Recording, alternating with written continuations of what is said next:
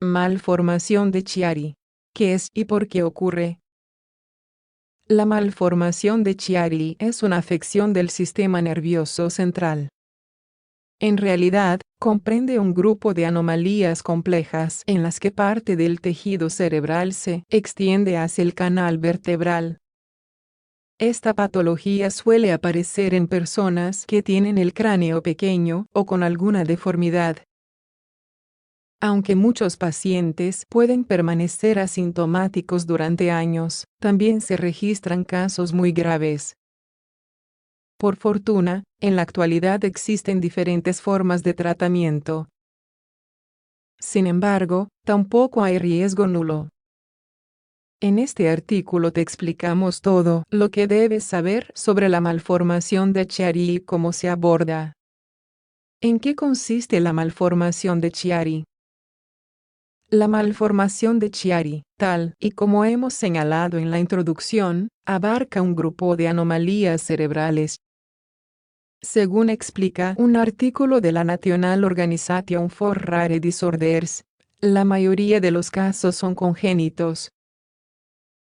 Es decir, está presente el problema desde el nacimiento. Para entender la malformación de Chiari, hay que conocer cómo es la anatomía del cerebro y la médula espinal. El cerebro y la médula están conectados entre sí por un haz grueso de nervios, los que pasan por un orificio llamado foramen magno. Sobre la base del cráneo se aloja el cerebelo. Es uno de los órganos que forma parte del encéfalo y está encargado del equilibrio y la coordinación. Unas partes específicas del mismo reciben el nombre de amígdalas cerebelosas. Lo que sucede en la malformación de Chiari es que las amígdalas cerebelosas sobrepasan el foramen magno. De esta manera, se desplazan de su lugar habitual sobre la fosa posterior y acceden al canal espinal. Según explica un artículo publicado en American Association of Neurological Surgeons, la mayor parte de las personas con esta enfermedad son asintomáticas. Se estima que afecta a 1 de cada 1000 habitantes en la población general. Tipos de malformación de Chiari. La malformación de Chiari puede ser de diferentes tipos, en función de cómo sea la anatomía de la lesión y los síntomas. De manera general, se distinguen 4 variantes. Tipo I. La malformación de Chiari tipo I es de las más frecuentes. Suele causar pocos síntomas, por lo que no se detecta hasta la edad adulta. Además, no se asocia a ningún otro problema neurológico. Tipo segundo. Este tipo es más grave que el anterior. Lo que ocurre es que el tejido cerebeloso penetra más en el canal espinal. Suele acompañarse de hidrocefalia, que es la acumulación excesiva de líquido cefalorraquídeo. Dicha acumulación hace que aumente la presión intracraneal. Por eso pueden aparecer vómitos, convulsiones e irritabilidad. También se asocia con espina bífida y mielomeningocele. Por eso, es probable que estos niños presenten parálisis o incapacidad para controlar los esfínteres. Debido a la gravedad del cuadro y sus asociaciones, la malformación de Chiari tipo I se diagnostica de forma muy temprana. Tipo tercero. Este tipo es más infrecuente que el tipo segundo, pero más grave. Se asocia con el encefalocele. Es una patología que consiste en que parte del cerebro y de las meninges sobresalen a través del cráneo.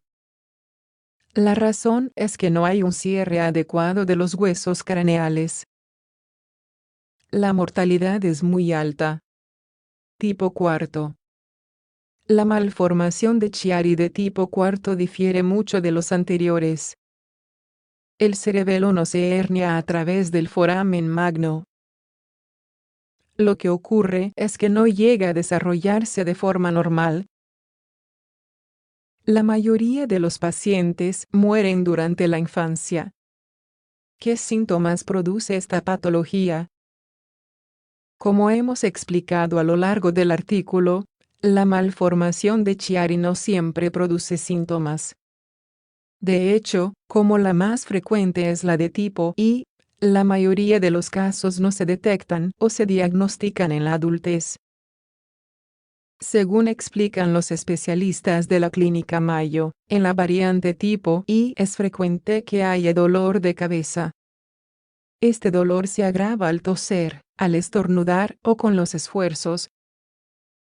También son comunes los mareos, la marcha inestable, la falta de coordinación y el dolor de cuello.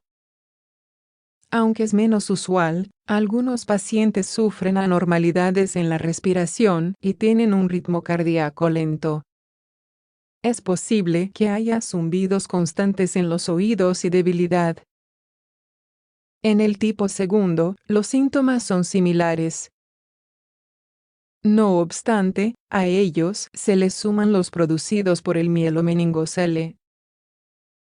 Por eso es más común que haya problemas para tragar, debilidad en los brazos y alteraciones respiratorias. En el tipo tercero hay aún más trastornos neurológicos y la mortalidad es muy elevada. Causas y factores de riesgo. La malformación de Chiari se produce porque parte del cerebelo se hernia hacia el conducto vertebral. Esto sucede por una base del cráneo deformada o demasiado pequeña. Se cree que puede existir un componente hereditario en el desarrollo de la enfermedad. Sin embargo, a día de hoy se desconoce con exactitud por qué. Se han identificado mutaciones genéticas que causan alteraciones en el desarrollo del encéfalo, pero aún se investiga sobre ello. Posibles complicaciones de la malformación de Chiari. La malformación de Chiari, según el tipo, puede ser muy grave. Como hemos visto, la tipo segundo se asocia a hidrocefalia, espina bífida y siringomielia con frecuencia. Lo que ocurre en la espina bífida es que parte de la médula espinal está expuesta. La siringomielia, por otra parte, consiste en la formación de un quiste dentro de la columna vertebral. Esta enfermedad también puede conllevar al síndrome de la médula espinal anclada. Es un problema que tiende a producir daños graves en los nervios. A pesar de que, en algunos casos, la clínica puede orientar de forma casi decisiva el diagnóstico, se suele necesitar pruebas complementarias. La resonancia magnética es una de las más útiles en la malformación de Chiari. Permite obtener imágenes detalladas de las estructuras del encéfalo y de la médula espinal. Además, no utiliza radiación, por lo que es inocua para el paciente. Otra opción es realizar una tomografía computarizada. Tratamientos disponibles en la actualidad. La malformación de Chiari no siempre se trata. Las personas asintomáticas suelen permanecer en seguimiento solamente. De hecho, si solo aparecen dolores de cabeza leves, lo primero es intentar eliminarlos con analgésicos comunes. Sin embargo, si los síntomas son graves, la cirugía es la única opción. Según explica un artículo del National Institute of Neurological Disorders and Stroke, el objetivo es reducir la presión intracraneal causada por la hidrocefalia. Para ello se intenta descomprimir la fosa posterior, seccionando una parte de ese hueso.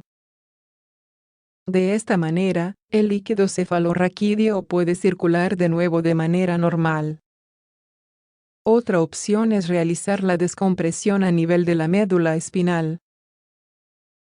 La técnica quirúrgica varía en función del tipo de malformación y de los trastornos asociados. Por ejemplo, si existe siringomielia o hidrocefalia, se suele requerir un drenaje especial para el líquido cefalorraquídeo. En muchos casos, si la malformación se detecta antes del nacimiento, se puede intentar una cirugía prenatal. Es importante tener en cuenta que se trata de cirugías muy complejas. Al igual que cualquier otra intervención, existe riesgo de infección, problemas de cicatrización y hemorragias. Además, es posible que haya fugas de líquido o secuelas nerviosas. Por eso, siempre es preferible dejar esta opción reservada para casos graves. De hecho, algunas personas que se operan ya presentan daños nerviosos irreversibles previos a la cirugía, por lo que el resultado puede no ser el esperado.